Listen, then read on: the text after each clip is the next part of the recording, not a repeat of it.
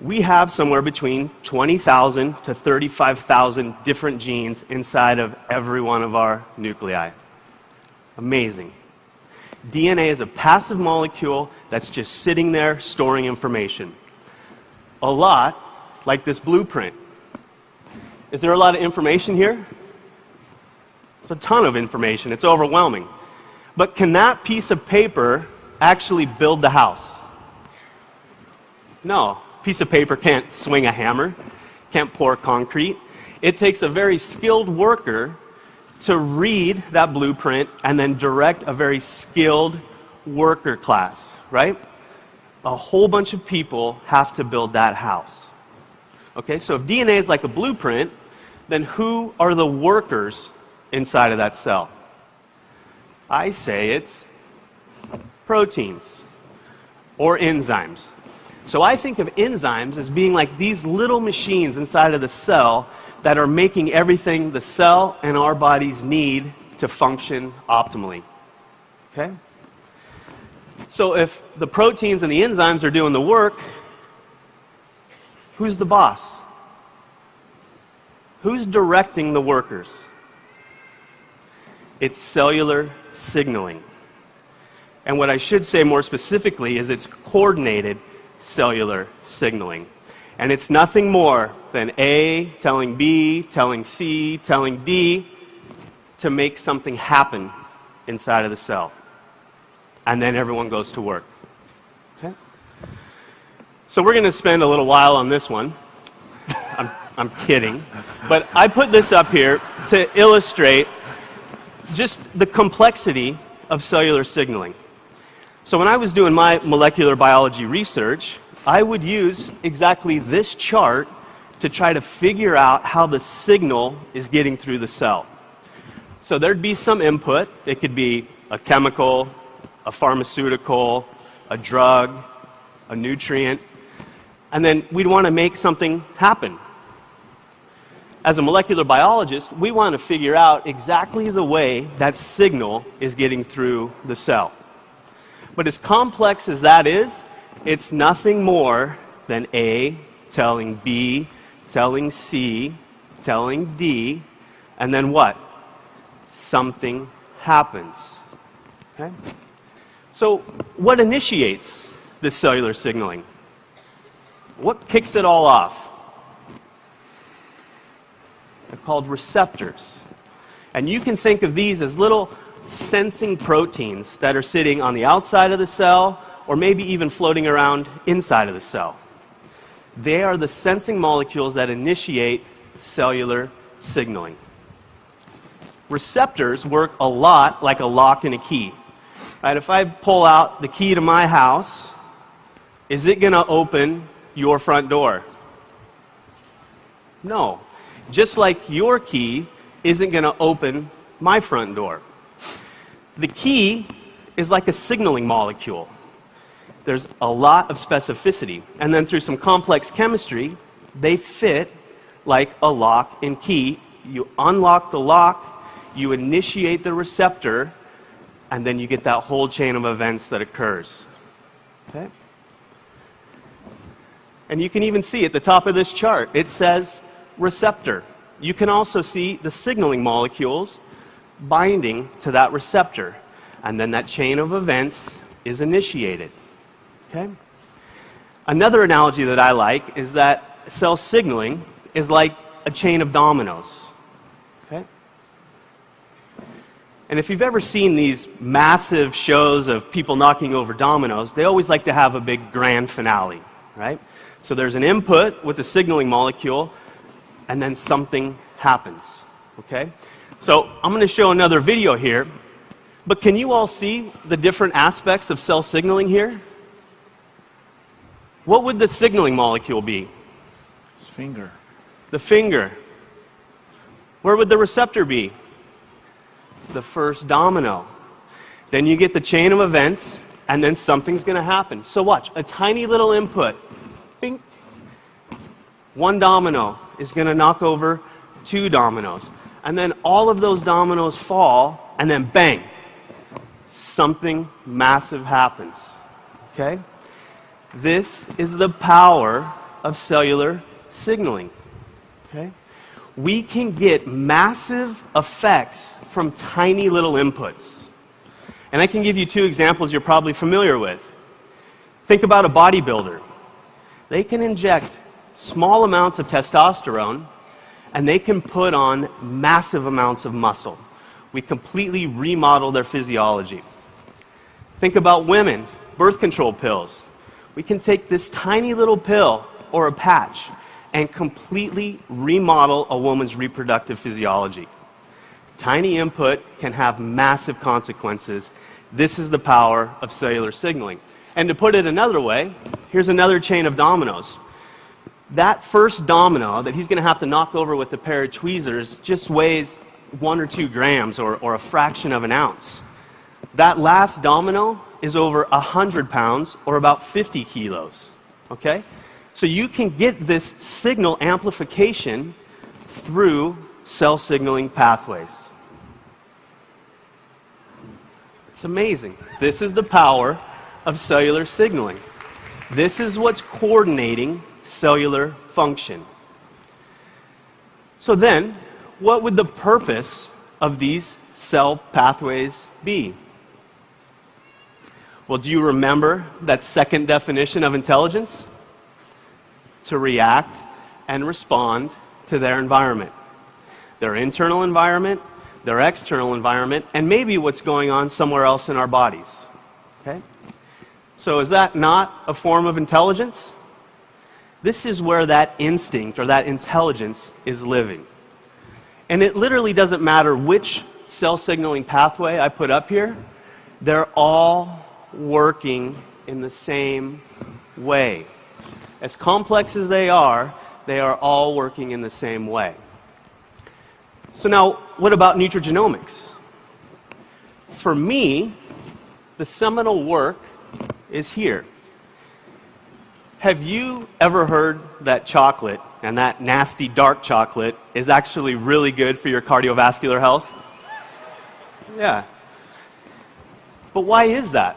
And this was exactly the question that these researchers wanted to answer.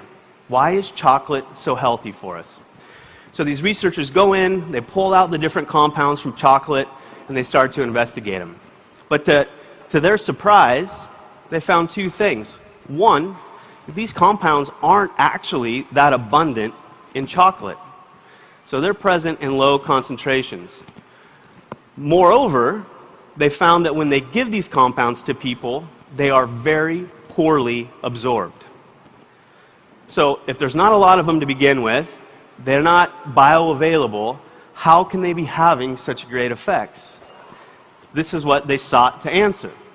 They found that one of these compounds from chocolate can't make it into the cell. So it's not even getting in to where it can do any good.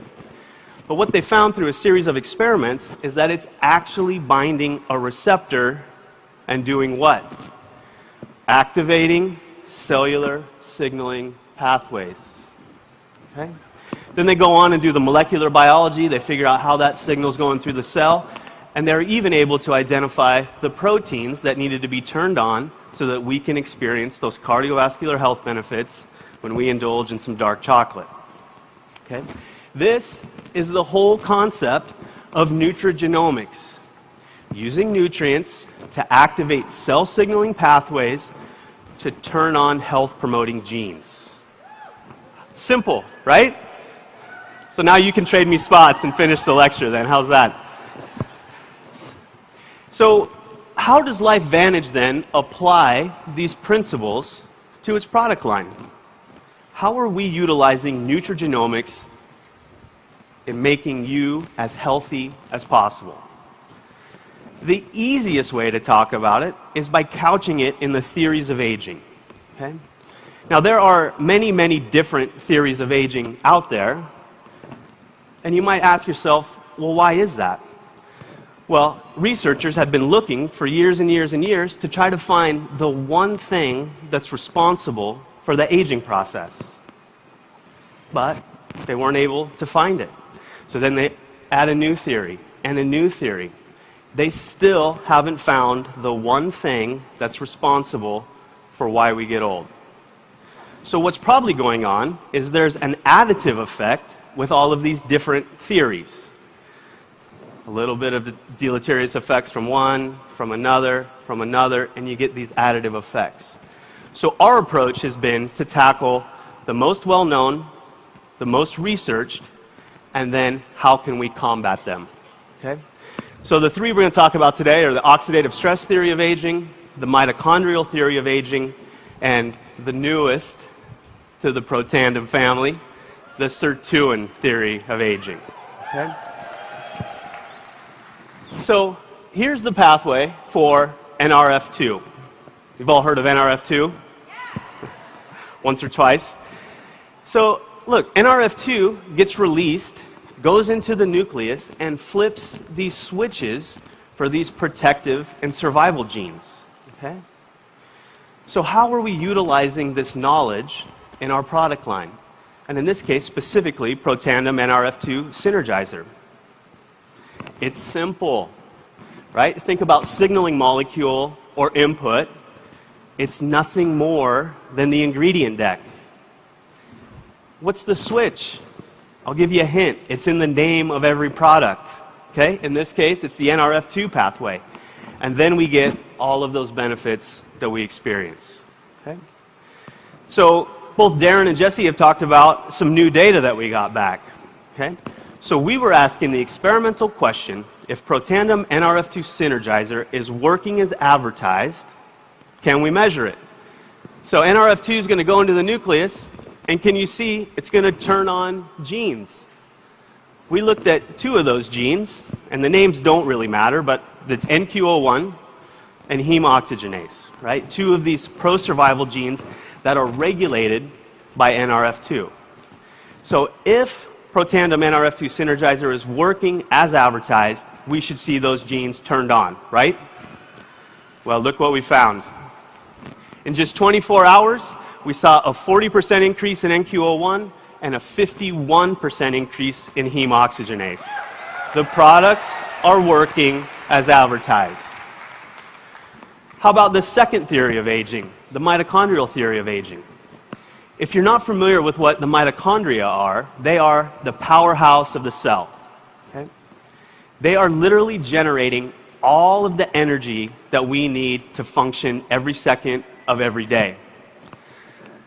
They are so important to our health and well-being that if I were to take somebody, snap my fingers, and shut off their mitochondrial function, they would be dead in a matter of seconds. That's how much energy we're consuming. The most toxic compounds on Earth work by shutting down mitochondrial function. Okay? They are essential for our long-term survival. Okay? So what's the mitochondrial theory of aging? The mitochondrial theory of aging states that as these mitochondria are working, and even the healthiest of mitochondria are producing a little bit of oxidants and free radicals. So those oxidants and free radicals are working back on the mitochondria, causing damage, and you start to get this vicious downward spiral. The mitochondria are also particularly susceptible to other insults and oxidative stress and free radicals. So you can see it just continues to viciously spiral downhill. As we age, the mitochondria don't work as efficiently, and they produce even more free radicals and oxidants. So we were asking the questions, were there things we could do to promote mitochondrial health? The gene that's been shown to regulate mitochondrial health and mitochondrial turnover is called what? NRF1, the name of the product. So again, if we come back to our framework, the signaling molecules or the input are the ingredients. What's the switch? The NRF1 pathway. And then all of those health benefits related to mitochondrial health. So again, if we come back to our scientific framework,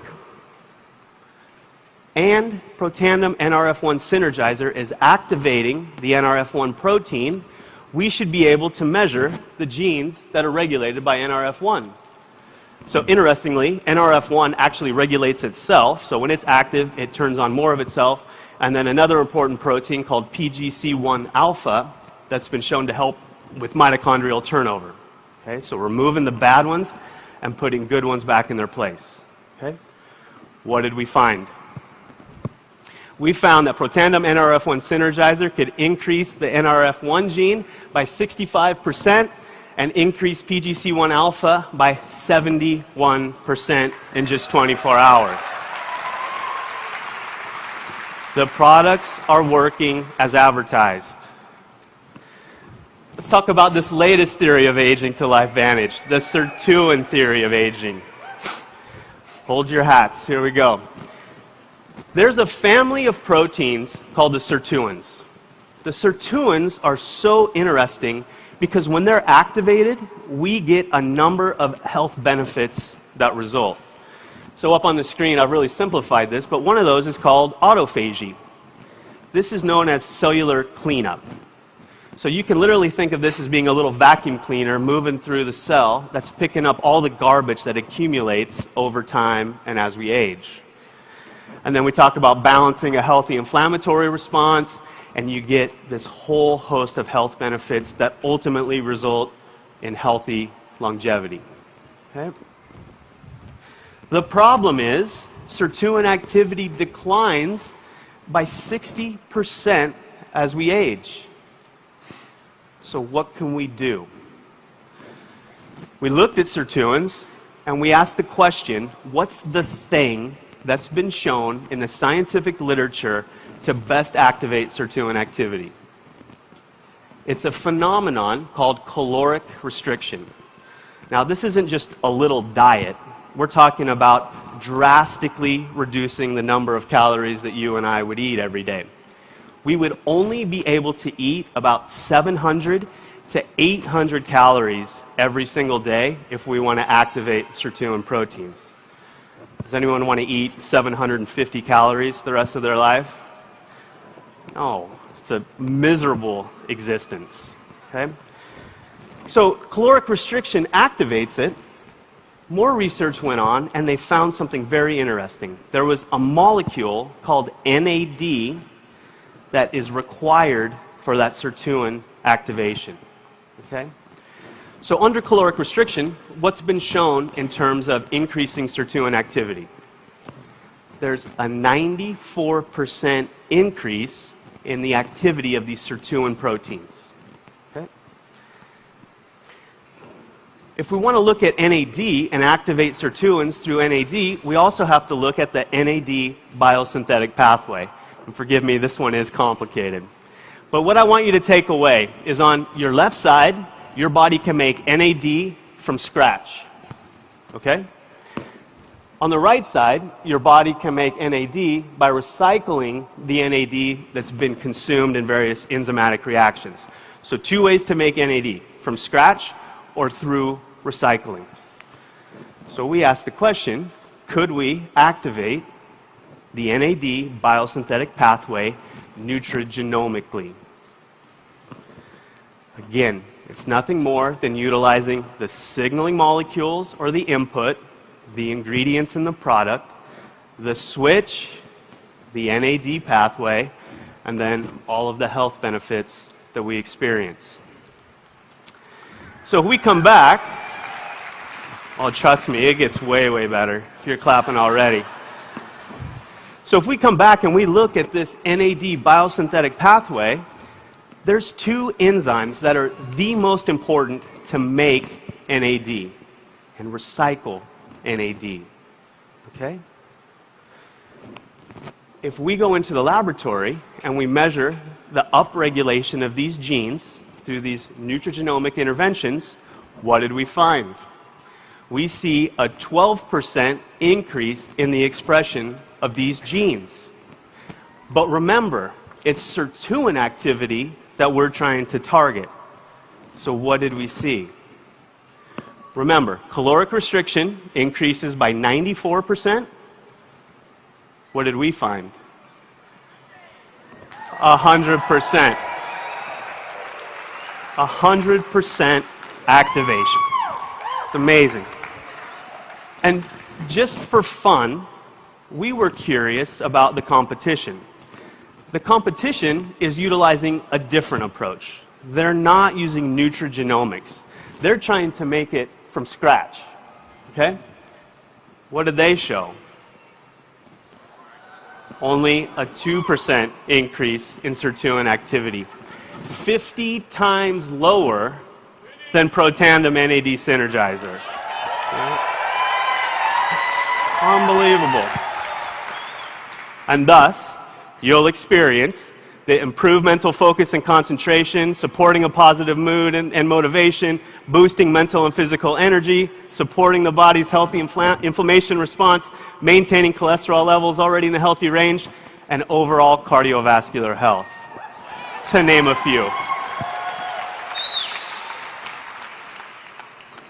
Amazing. This nutrigenomic approach to nutrition works, and we can show this in the laboratory. I'll be back in just a second. Okay, so we saw that the individual products are working amazingly individually. We had the suspicion that there was going to be a massive synergistic effect between the three products in the Protandim family. Guess what we found? A massive synergistic effect. Okay? So there's a lot going on here. This is the data that I showed you for the individual products upregulating their respective genes. But what did we find with the Tri-Synergizer? For NQO1 in the NRF2 gene family, a 78% increase in that gene, or an additional 83% increase. Okay, wait. So on the left-hand side, I'm looking at the product individually, the product 40%. individually. That's just NRF2. And then if I use all three products in the Protandim family, Tri-Synergizer. 78% Increase. And then look what happens when we get into heme oxygenase. A massive additional increase in heme oxygenase. So much so we had to break that bar. It would be up through the ceiling on the screen. Or an additional 1,500% increase. Do you see the synergy? NRF1, it increased to 90%, or a 38% increase over the single product alone. PGC1 alpha increased to 120%, or a 69% further increase. How about the NAD genes? Look at this. The first one, we saw it increase to 128% for an almost 1,000% increase in the expression of that gene. And then, are you ready for this? Look at this. That other NAD gene went up to 227% for an almost 1,800% increase. That's the excitement. So, can you see the power of utilizing the entire Protandim family of products? I was up very early this morning to attend the LifeVantage doctors meeting, and you won't believe it, I got asked this question. If I only would take one product, which one would it be? What? It's kind of a goofy question now, isn't it? Wouldn't I want to maximize my health benefits? It's a no-brainer. Take the three together to maximize your health benefits. Pretty cool, huh?